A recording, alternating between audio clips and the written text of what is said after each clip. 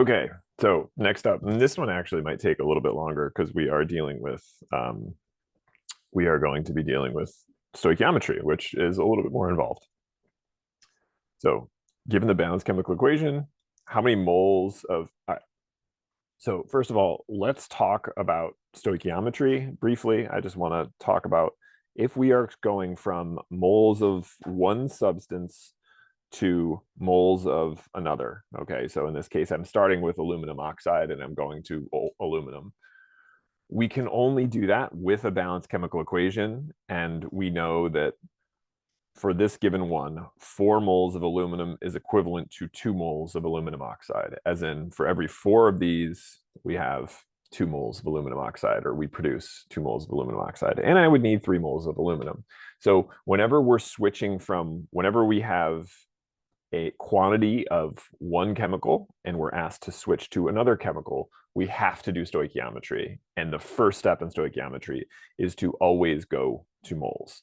So with that said, let me briefly, and actually I'll do this at the bottom of the page, let me briefly just talk about how this works in terms of thought process. So if I have a reaction, let's say 2A goes to B. This is a balanced chemical equation. And I want to go from I want to go from a quantity of A to quantity of B. We always need to get to solve for moles of one substance to determine moles of another. So we're always going to moles, okay? So this is the transition that we need to make. In order to go from moles of one substance to moles of another, we do this through molar ratio. Okay, so in this case, 2 moles of A is equivalent to 1 mole of B. So that's the molar ratio for those. We can start in a different space for each of these. If we have a solid, and this is usually what we learn, and it is what we learn first, we have a mass, so grams of A, and I want to go to moles of B. Okay, so we're given a quantity in grams of A, that's as a solid. We use molar mass to go from grams to moles. And again, this is just a conversion. And then we solve for moles of B. And then if we're solving for a solid, grams of B, we use molar mass. So this is molar mass of A. This would be molar mass of B. And off we go. So again, go from grams to moles, moles to moles of something else with molar ratio, then back to grams. So that's how we do it if we're dealing with a solid. If we are dealing with a gas, okay, so if we're dealing with a gas, the quantity that we're given is always liters or volume. So going from volume liters of A to moles of A, we have to, there's a couple of ways. If we're at standard temperature pressure, we can use the ratio 1 mole is equal to 22.4 liters. But we're not always at standard temperature pressure, so I encourage everyone to just always use PV equals nRT. There's my volume that I was given. I can solve for moles, then go through molar ratio to get moles of B. And then in the end, when we're converting from moles of B back into liters of B, we do that with the same exact thing, PV equals nRT. So we use PV equals nRT, we kind of take it aside and do it. And the last thing is going from a solution, or I should say, instead of solution, I should say aqueous. When I have aqueous as the phase tag, I am going to be given liters or milliliters. In order to go from liters to moles, we are going to use concentration or molarity. And there's a couple of ways to do it. We know molarity is equal to moles per liter. So when we're solving this, we always are going to use molarity as our conversion. 1 mole is equivalent to how many liters, because that's what we have in molarity. So, and then if we're going from moles of B back into aqueous, again, we are going to use molarity to do that as well. So that's aqueous. So I'm going to come back to this a couple of times, but whenever we're converting, so if A is a solid and B is a liquid, for example, or an aqueous, we'll start here, convert to moles, and then convert to aqueous. So We're going to come back to this diagram, but this is a good thing to have. All right. Now with this, if we're already in moles, life is simple. So how many moles of aluminum react completely with oxygen gas to produce 3 moles of aluminum? So the original number that I have is 2 moles of Al2O3. So in this case, I don't start with a quantity other than moles, which makes life easy. And we know for every, we want moles of, oh, let me get proper units here. 3 moles of aluminum oxide. Aluminum oxide, I want to go away, and I want to turn it into moles of aluminum. This is my molar ratio. And for every 2 moles of aluminum oxide, I need 4 moles of aluminum. This can be on any portion of the periodic table. Moles of aluminum oxide cancel. My unit that remains is moles of aluminum. 3 times 4 divided by 2, or 3 times 2, gives me 6 moles of aluminum. So 6 moles of aluminum is my answer here. Given the balanced chemical equation, how much oxygen gas, okay, and it looks like we're going to be doing it in grams because that's what our answers are in, with excess aluminum to produce, excess aluminum just simply means we don't really care about the aluminum, to produce 25 grams of aluminum oxide. So there's our original number, 25.0 grams of Al2O3. And again, I am going from aluminum to oxygen, right? Actually, I can do that with this. I'm going from this to this.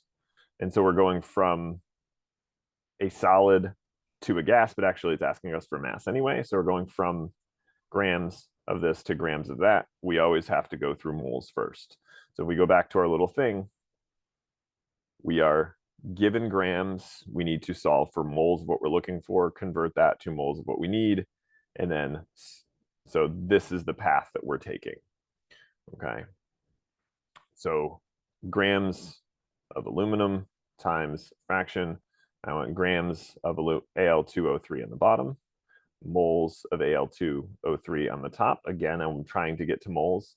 Next, we'll get rid of moles of Al2O3 and convert to moles of O2. And then the last step of this, sorry, I'm running out of space, move this around. The last step of this is to cancel moles of O2 and convert to grams of O2. So 1 mole of Al2O3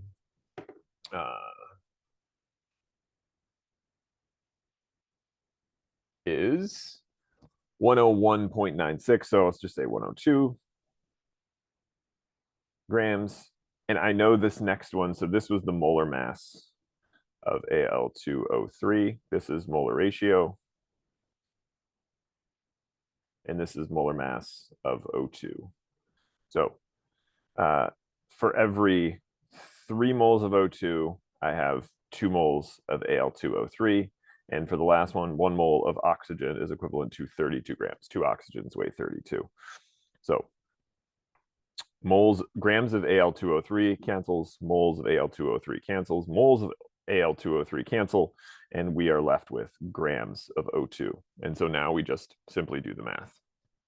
So 25 divided by 102 times 3 divided by 2 times 32 gives me 11.8, 11.76 or 11.8 grams of O2, 11.8 grams of O2. That's it.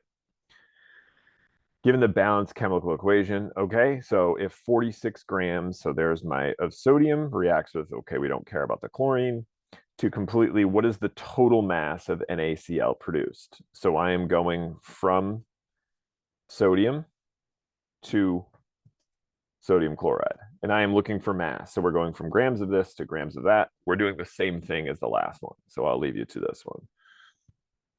All right, let's take a look. Given the balanced chemical equation, which mass of oxygen, okay, completely reacts with hydrogen gas to produce 36 grams of water? So I'm going, it looks like I don't care about hydrogen in this case. I'm going from grams of oxygen, or I'm sorry, I'm going from grams of water to grams of oxygen. Again, same exact steps as we just did solving for that one. A sample, okay, so now we're in gas territory. Okay, so those are the simple stoichiometry ones going from grams to grams. If we have a different one, and I think we'll run into those, we're going to do it. I'll go back to that table or that little diagram. A sample of gas occupies. Okay, so we're dealing with a gas. So there's two equations for this.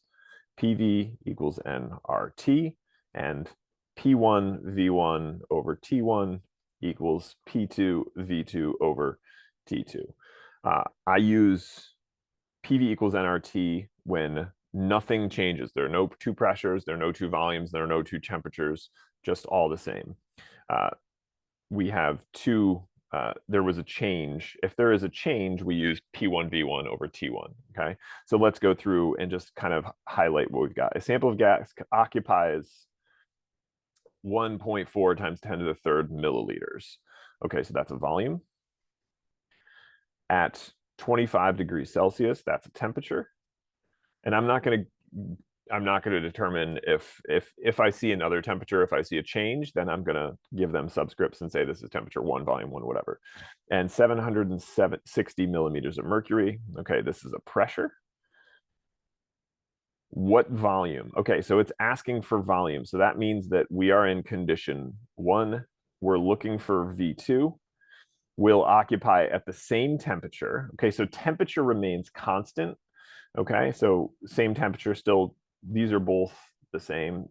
Okay, T1 equals T2, which equals 25 degrees Celsius, and 380 millimeters of mercury. This is pressure too. So we have changed states, so we're going to use this equation. Temperature remains constant, so we can ignore temperature because we're going to be dividing by the same number, and we are left with P1 V1 equals P2 V2.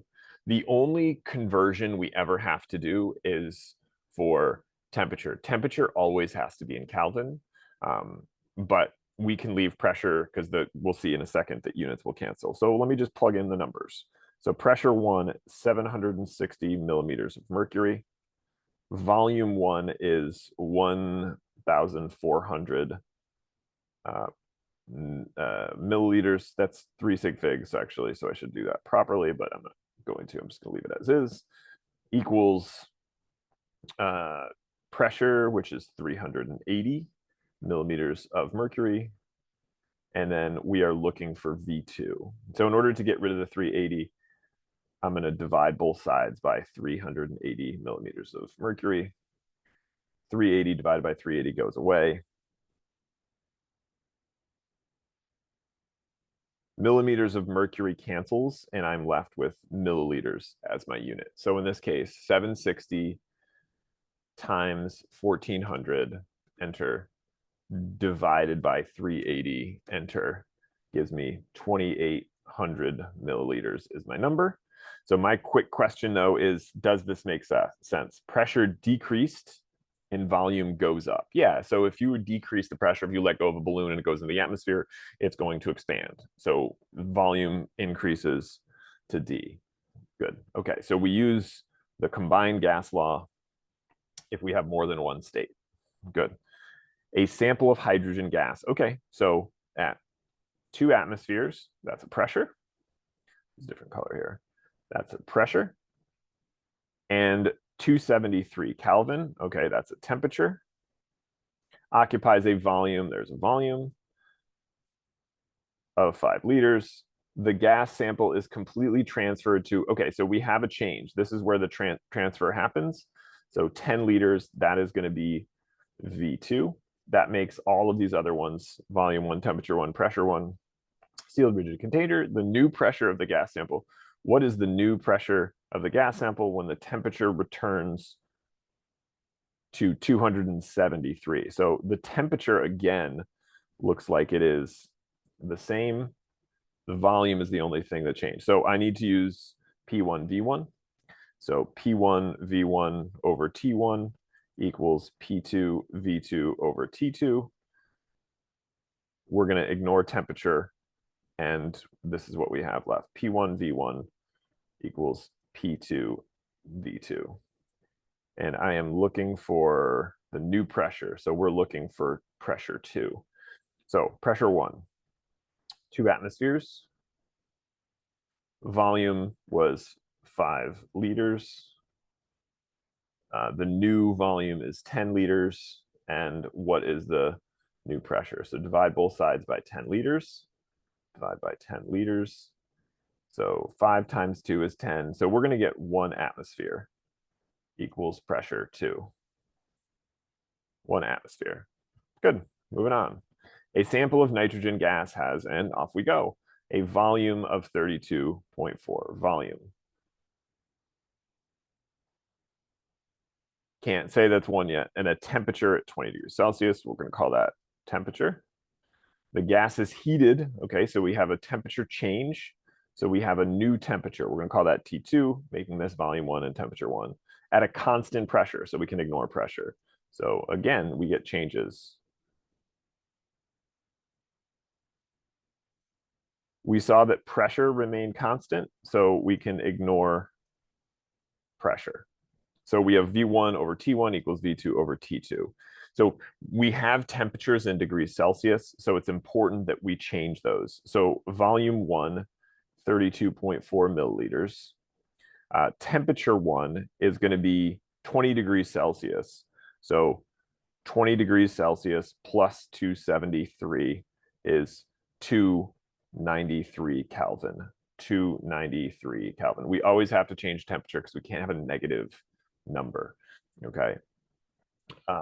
And then 220 plus 273 gives us, so we don't know volume 2. That's what we're looking for, right? Yep. And this is 493 Kelvin. Okay, so we can cross multiply. You can do this however you like. But 32.4 divided by 293 times 493 gives me 54.5 milliliters. There we go, D. Next up, okay, keep going. Calculate the volume occupied by 25.2 grams. Okay, so that's a mass at 540. So I know this is a gas problem because we're in the gas section, but also I have a pressure. Anytime you have a pressure, you have a gas problem. And 25 degrees Celsius, this is a temperature. Okay, so in this case, I don't actually have a change in temperature, pressure, volume. So we're going to use PV equals nRT.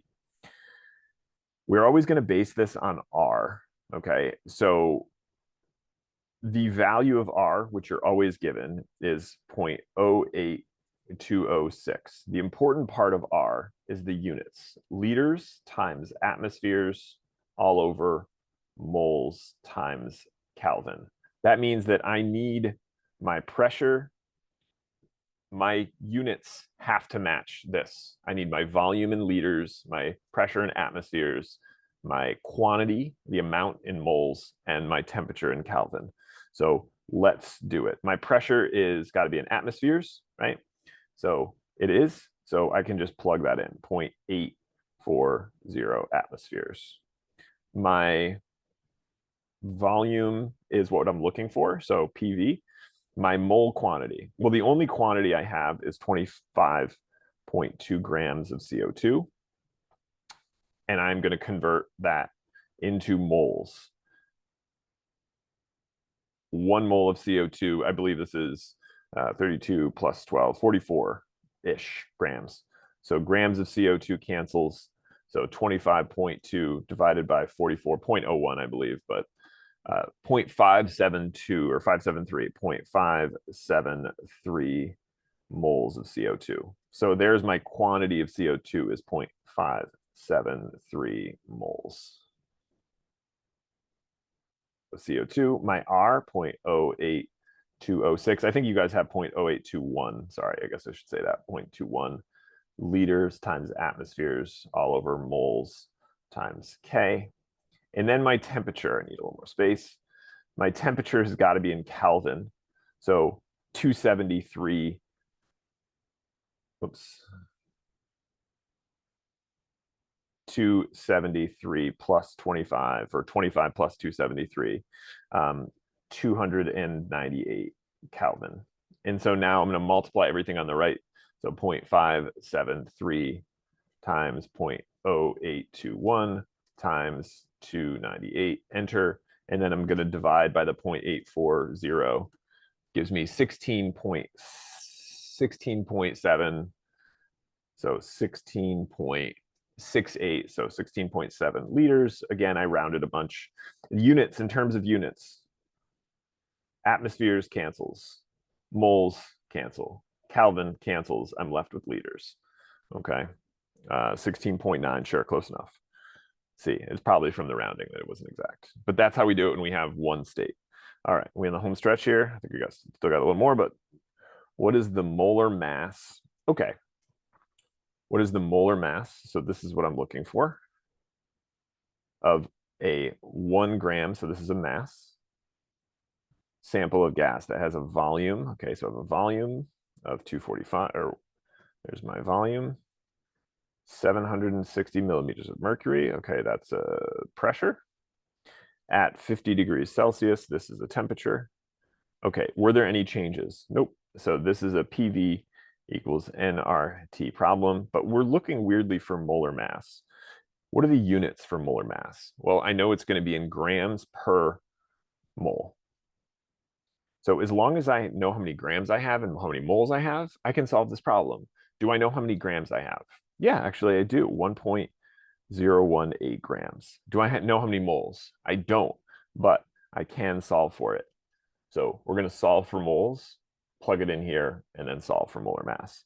So which do I know? I know, and again, remember, they all have to match R. So 0.0821 liters times atmospheres all over moles times K. So I need my temperature in Kelvin. So 50 degrees plus 273,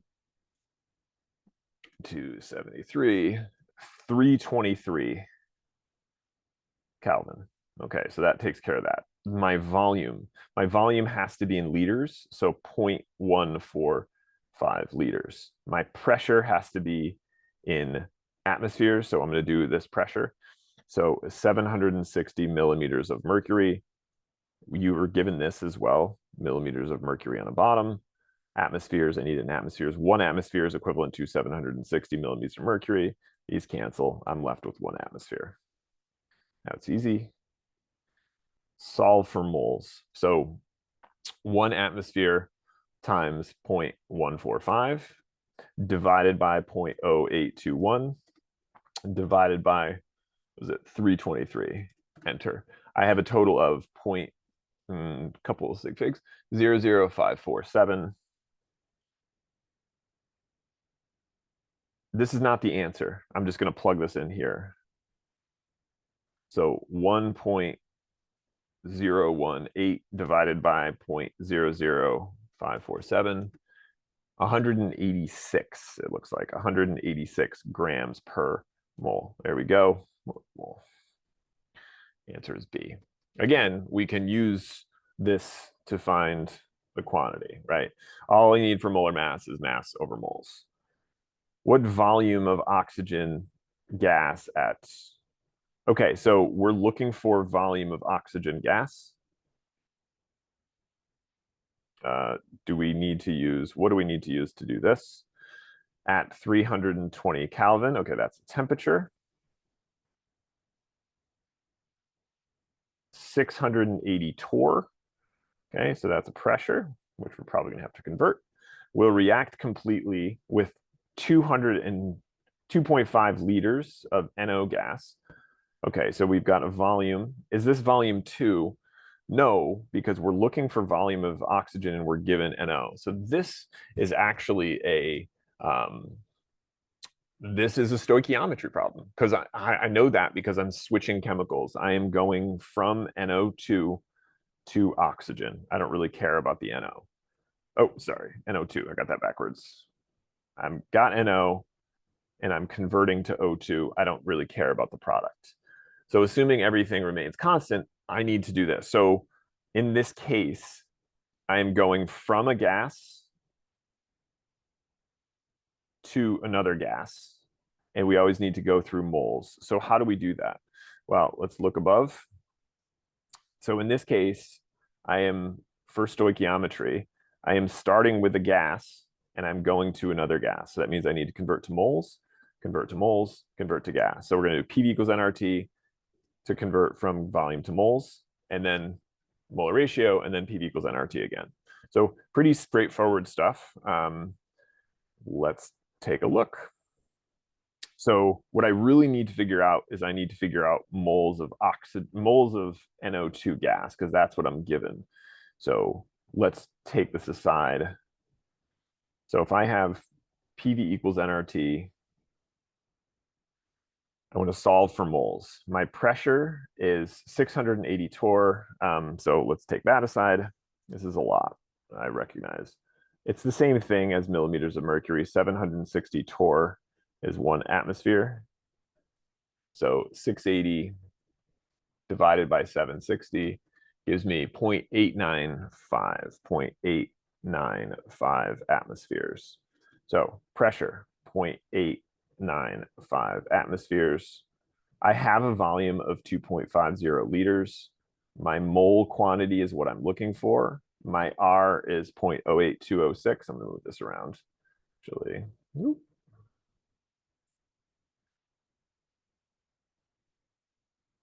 So my R is 0.0821 liter atmospheres per mole times K.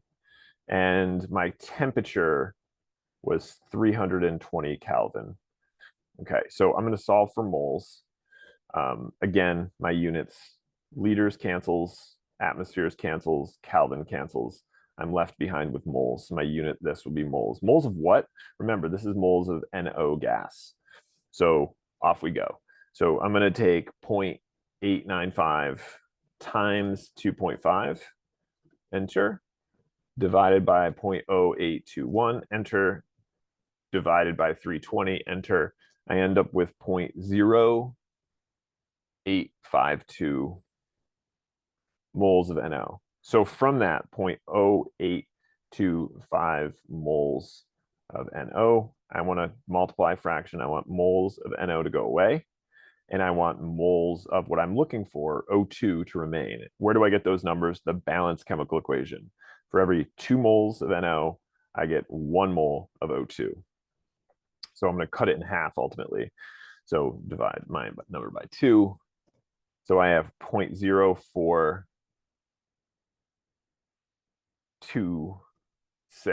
moles of O2.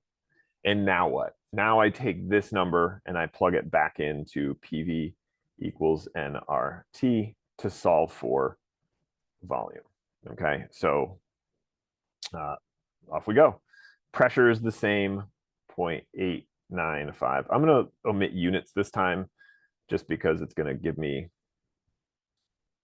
space to do this. I know moles, which is 0.0426.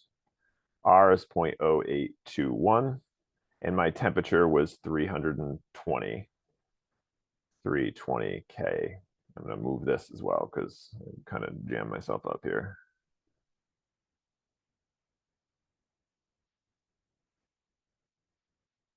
And I solve for volume.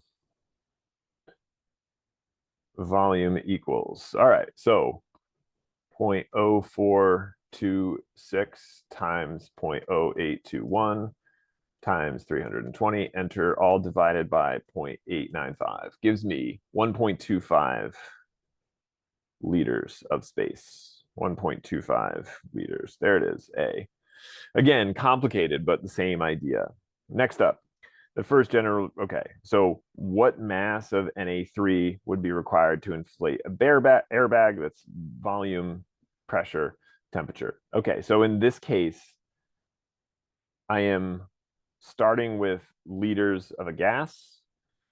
I'm going to convert to moles of that gas, and then I'm going to convert to moles of, in this case, NaN3, and then convert back to grams of NaN3. So this is stoichiometry. We're going from a gas 2 moles, 2 moles of the substance I'm looking for, 2 solid. Okay, so this is the path that we're taking. Use PV equals nRT to figure out moles, use molar ratio to figure out moles, use molar mass to figure out B. And I'm going to let you solve that one, but that's the idea. And the next couple are going to be a lot like this. Go back to that diagram, copy that diagram down, and I'll pause there for a second so you can kind of take a look at it. The first generation of automobile, so this is, oh, that was the question that we just did. All right, next up. All right, good. So actually that's it. Let me just pull this up again. So this right here is what we should be using in terms of conversions. And this is the diagram that we always use for stoichiometry. All right. Again, for standard temperature pressure, if you're at standard temperature pressure, you could use that, but we're often not at standard temperature pressure. So it makes sense to just know PV equals nRT. Which of the following is a non-electrolyte? Okay, so a non-electrolyte. Anytime you see a bunch of carbon and hydrogen together, non-electrolyte. Okay, what are we looking for? Metals. So non-electrolyte is something that's ionic or something that's not ionic. Okay. Not ionic. Okay, non-electrolytes are generally covalent. So metals, so we are going to eliminate. I don't want to confuse you here. So non-electrolyte, not ionic. So what we eliminate, anything with metals or hydrogen first, or all polyatomics. So really what we're looking for first is NH4. So if you see NH4, you know that that's going to be, but polyatomics is generally, you're never really going to have to run into that. We're looking for metals and then hydrogen. So do I have a metal? A contains a metal, sodium's a metal. H, right? There's the H first. Actually, I'll just highlight these things. Sodium is a metal, eliminate it. Hydrogen first, that is an electrolyte. Next one, sodium, that is a metal, and that leaves it behind. Anytime you have something with a bunch of carbon, hydrogen, whatever, so CX, HY, O, Z, doesn't matter, but that's a non-electrolyte. Anytime you start with carbon, you're generally a non-electrolyte. All right. A 3 molar solution, what does this mean? Well, that means 3 moles of HCl per liter of solution, per 1 liter, okay? That's what it means, okay? So ultimately 3 moles is equal to 1 liter in this case. But it's important that moles of HCl is solute, HCl solute per liters of solution. Okay, so 3 grams, okay, it's not gram quantity, it's mole quantity. 3 moles of HCl, good, both of those check out, per liters of solution. Okay, so it's always liters of solution on the bottom. 3 moles of solute equals 1 liter of solution. Good. What is the molarity of a solution that contains 2 moles of NaCl? Okay, so again, molarity is equal to moles of solute per liters of solution. It contains 2 moles in 500 mils, so 0.500 liters. 2 divided by 0.5 should give me 4, capital M for molar, which again is moles per liter. 4, there we go. What is the molarity of 10.9 grams of KCl? Okay, so molarity, I need moles per liter. Do I know either of those? Well, I do know I have 0.1500 liters and I have 10.9 grams, but I can convert that into moles. Okay, so 10.9 grams of KCl times fraction grams on the bottom of KCl, moles of KCl on the top. 1 mole of KCl is equal to KCl. I would add this up. That's what I'm doing. 74.5, 74.6. So I'm just going to round it. 74.6 grams of KCl cancels. I'm left with moles of KCl.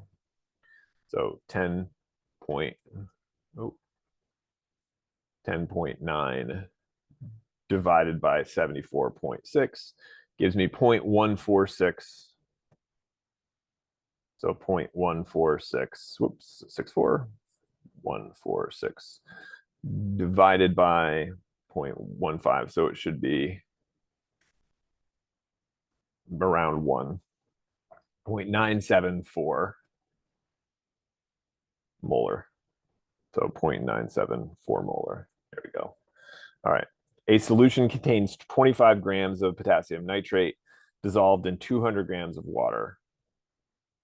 Which of the practical step, percent of anything, percent by mass, percent of anything is always the part over the whole times 100, right?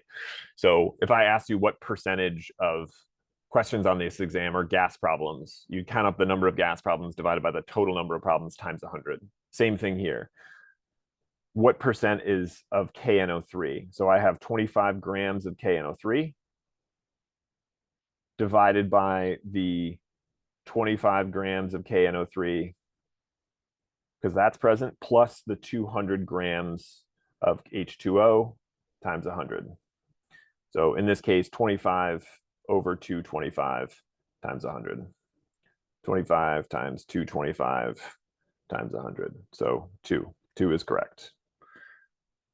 Okay, part over the whole times 100. What is the percent concentration of a solution containing 12 grams of sucrose and 48 grams of water? Okay, 1.20 grams of sucrose divided by 48.8 grams plus 1.20 grams times 100. So 1.2 grams divided by, 1.2 divided by, which looks like 50, right? So 2.4% C. That's what we should end up with. Good. All right, moving on. Last little stretch here. We're almost there. What amount of NaCl is needed to prepare 50 grams of a 4% by... Okay, so again, mass of NaCl divided by total mass, right? 50 grams of a... So mass total, which is, it looks like 50 grams in this case, right? That's the total mass. Times 100. In this case, it equals to 4.00%. And so now we're going to do the math backwards here, right? So divide both sides by 100 to get rid of this. We end up with a value of 0.04 equals mass of NaCl all over 50 grams. And then multiply by 50, right? So 0.04 times 50 gives me 2. So mass of NaCl equals 2 grams. Done. We can work in the reverse, but essentially this is the equation, right? Mass part over the whole times 100 is equal to that percentage. So if we have the percentage and we want to work backwards, we absolutely can. What is the mass of solution needed? So again, plug this in and give this a go. Should be very similar to the one we set up above, okay? Similar situation, the one we set up above. And again, the whole point of this is so you can pause it. All right, it requires 5 mils of a 2 molar NaOH solution to neutralize 10 mils of HCl. What is the okay, so this is stoichiometry. How do I know? I'm going from NaOH to HCl. I am transitioning from one chemical to another, but I have volume of this and I'm looking for concentration. So I have volume and concentration of this. I'm looking for concentration of the other one. Okay, so we're doing a conversion. There are 2 ways to do this actually, but this is a stoichiometry problem. So I'm starting with, it requires 5 mils. So I'm starting with 5 milliliters, but I actually want to convert, we always convert to liters in this case, 0.005 liters of the NaOH. And again, what I'm going to do is I'm going from liters of solution to moles, back to liters. I go from liters to moles with concentration, then I do molar ratio, then I do concentration. So go back to your stoichiometry. I know this is stoichiometry because I'm switching chemicals.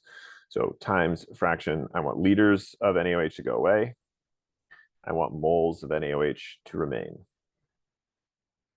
1 liter is equivalent to 2 moles of NaOH. And that's where I get that 2 moles per liter, right? Liters of NaOH cancels. I want moles of NaOH to go away.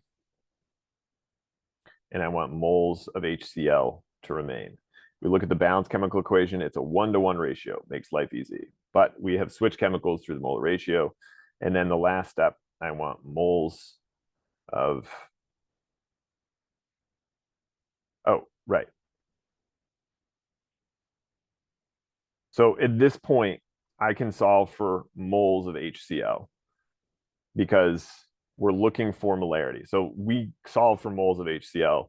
So 0.005 times 2, enter, times 1 times 1. So 0.01 moles of HCl. That's an important portion of this because I want molarity. And in order to get molarity, I need moles per liter. Well, we just got my molarity and the volume is right here of 0.01 liters. So the concentration is 101 molar. Yep, that's it. Yeah, it's a little bit, again, we can use stoichiometry to get moles, to get volume, to get all of that. But generally, that's the idea. We always, whenever we switch chemicals, we want to use molarity. 20 mil sample of this solution is diluted. Okay, we're diluting something to a new volume. V1C1 equals V2C2, done. So we're diluting, we're going to use this equation. My volume 1, 20 mils. My concentration 1.1015. My new volume is 250 mils. What is the new concentration? Well, we can just solve for it. So 20 times 0.1015, enter, divided by 250, enter, 0.00812. Units, mils cancel. This should be molarity. I'm left with molarity, 0.00812, done. Anytime we're doing a dilution, that's what we use. All right, a substance that is dissolved in water produces H3O+. H3O+, anytime you see that, we are dealing with acid-base stuff. Acid, H3O+, base, OH-, right? Those are the quintessential. By the way, you add those together and you end up with 2 water molecules, right? So a substance that is dissolved in water produces H3O+. Anything that produces H3O+ is absolutely an acid. If it produced OH-, it's a base. We don't care about salt. We've never talked about alcohol. So a base would, if it was asking about OH-, it would be a base. All right. Which of the following acids will dissociate 100% and be a strong electrolyte? Okay, so these are the strong acids and bases. And so strong acids and bases, if you look at your periodic table, you're going to see fluorine, you're going to see oxygen, and then you're going to see nitrogen, sulfur, chlorine, bromine, and iodine. These strong acids are HNO3, H2SO4, HCl, HClO3, HClO4, HBr, HI. All right, so let me highlight HNO3, H2SO4, HCl, HBr, HI. Those are the ones that you're used most often, but the other two, HClO3, HClO4. So notice that it's all of the halogens except for fluorine, HCl, HBr, HI, sulfuric acid, HNO3, and it all surrounds oxygen and fluorine. So which of the following is strong? Which one of these 100% dissociate? Which ones essentially are strong? That's what it's asking. So this is just simply saying which one is a strong acid. Strong acid is another way of saying strong electrolyte. So it's the highlighted ones here. HF is weak, or it is not strong. HBr is the answer, and both of those are not the answer. This is NO2, not NO3. This is weak as well. Okay, so we're looking for the highlighted ones. All right. Next up, what are the products when potassium hydroxide, KOH, reacts with hydrochloric acid, HCl? We can treat this like a double replacement reaction. K plus, OH minus, H plus, Cl minus. So we are going to create the other combination on the other side. So on the other side, I'm going to produce something with H plus combined with OH minus, and K plus combined with Cl minus. H and OH make H2O liquid, and K and Cl make KCl. That's it. That's the product. So KCl. Anytime we have hydroxide with an acid, we're always going to produce water and salt, really. And a salt just simply means ionic. So KCl, potassium, is the dead giveaway. There we go. What is the pH of a solution that contains, okay, so the concentration of H3O plus is equal to 4 times 10 to the negative 3 molar. That's what I know. Well, pH, what you're given, is the negative log of the concentration of H3O plus. That's the equation. So pH is just simply negative log of 4 times 10 to the negative 3, which equals, so 4 times 10 to the negative 3, which is 0.004. Take the negative log of that, 2.4, 2.39 or 2.40, 2.40 D. Done. All right. What is the pH of a solution containing 4? Okay, so again, do the math. Acidic is pH less than 7. Basic, pH greater than 7. So 7 is neutral. 14, this is basic territory. 1, this is acidic. All right, so I'm going to let you loose on this one. And right away, we can eliminate 12.4 is not acidic. 1.6 is not basic. So the question is this acidic or basic? I'm pretty sure it's going to be basic. But you should do the math and make sure that that comes out to 12.4. All right, proton acceptor. Okay, so proton just simply means an H plus. And that is a Bronsted-Lowry definition. So if I have HCl plus, I don't know, NH3, on the other side, I'm going to have Cl minus plus NH4 plus. So this is the definition. HCl, which is an acid, becomes Cl minus. It lost H plus, or it donated it. Okay, so it donated it. What did it donate it to? Well, we'll notice that H, which is the base, accepted it here. So it accepted the NH4. So this is just a simple definition. Bronsted base is a proton acceptor, and an acid gets rid of it. Okay. Which of the following is an Arrhenius acid? Okay, so first of all, let's look at all of the acids. There it is. We don't really need to get into all of this. We recognize that as an acid.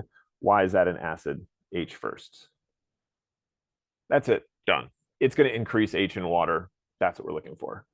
Which of the following pairs is conjugate acid-base pair? Conjugate acid-base pair. So whatever we have, so whatever this happens to be. So if HX, I'll give you an example. Let's call it Cl. HCl, that's an acid. If it gets rid of its H, because that's what it does, it becomes Cl minus. So what happened? We lost an H plus, or we lost an H, and charge went down by 1. Okay, that's acting as an acid. So this is an acid. If it is a base, if we start with a base, so let's start with NH3.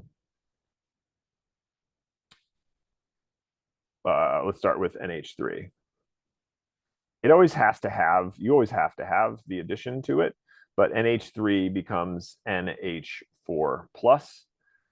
So what happens to, if it acts as a base, it adds an H, and charge goes up by 1. Okay, so ultimately what we see, this is a base.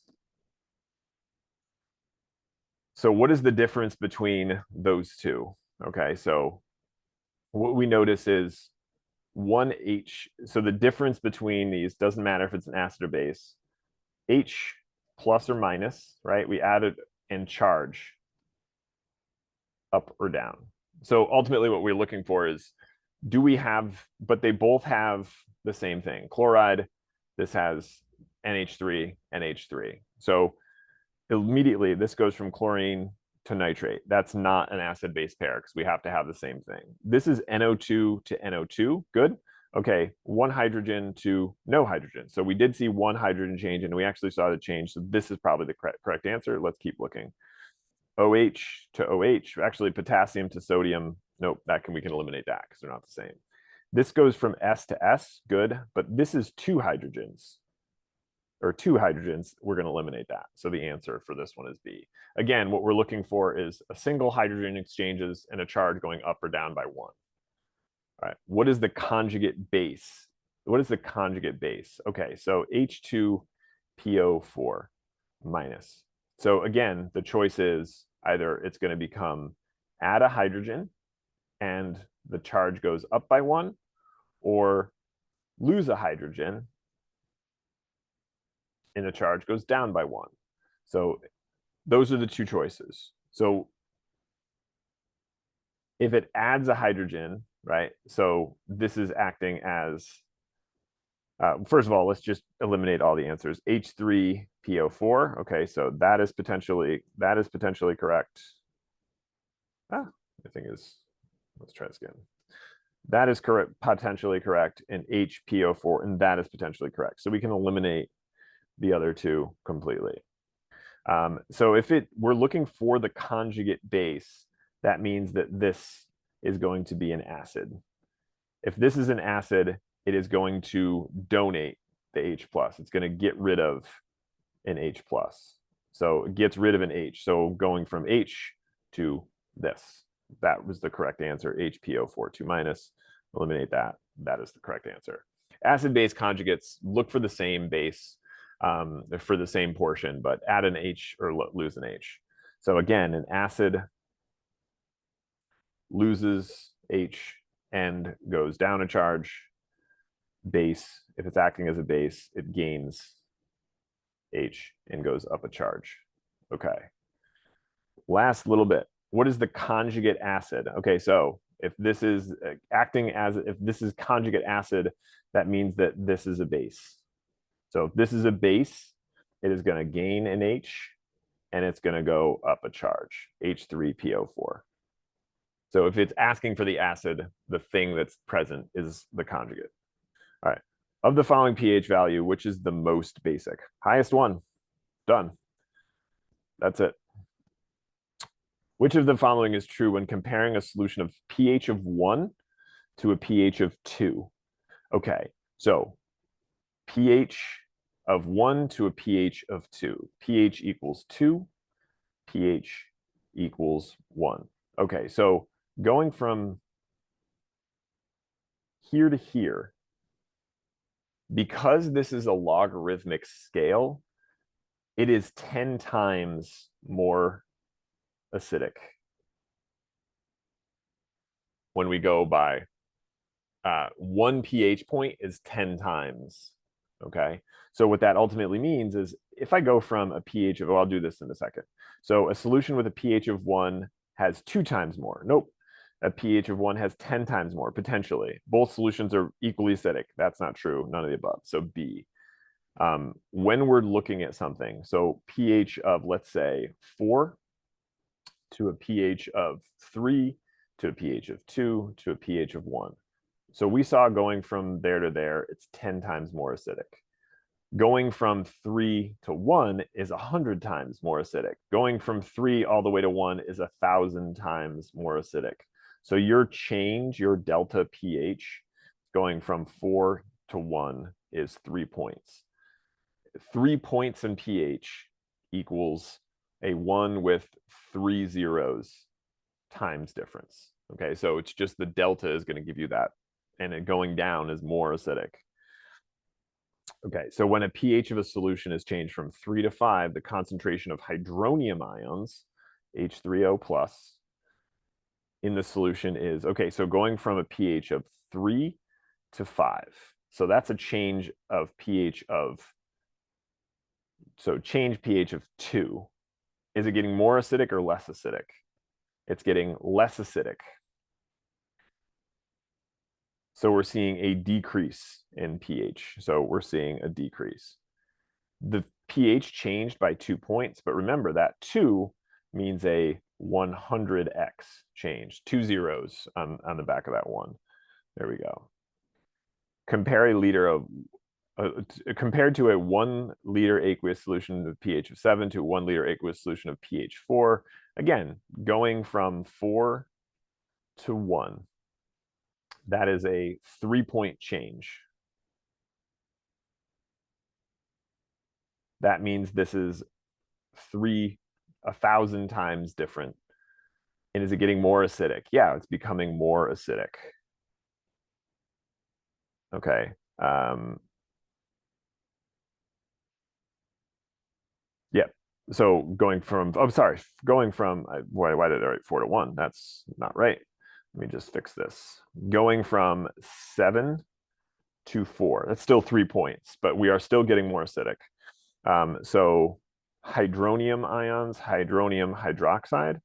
So these are both base, more base. These are more acid. Okay, so going from 7 to 4, we're not increasing the base. We are increasing the acid 1,000 times. Again, 1 point counts times 10. So add zeros. All right, and that is it. So that's it. All right, so any questions, let me know, but thank God that's done.